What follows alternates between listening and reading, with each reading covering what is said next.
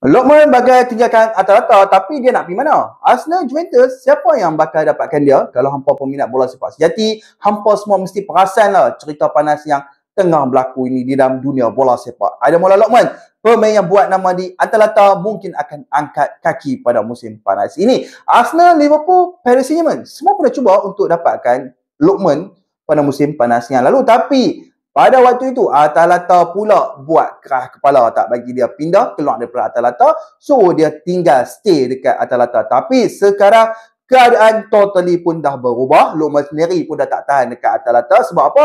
Sebab hubungan dia dengan jurulatih Atalanta, iaitu Gasperini, dikatakan retak bagaikan kaca berderai. Jadi, pada musim panas ini, dia mungkin nak cari haluan baru di dalam karier bola sepak beliau. Juventus dan juga beberapa kelab IPL tengah standby menunggu masa yang sesuai untuk dapatkan dia. Jadi, persoalan dia, siapakah yang akan dapatkan pemain tersebut? Paris Saint-Germain kita nampak macam susah sikit. Sebab apa? Mereka baru saja beli Kvaratskhelia dari Napoli pada bulan Januari yang lalu. Jadi, apakah yang akan jadi? Akan ke kelab IPL atau mungkin buat kejutan kekal di Serie A bersama ke kelab lain? Kita tunggu saja. Stay tune sebab drama Ademola Lookman ini baru saja bermula.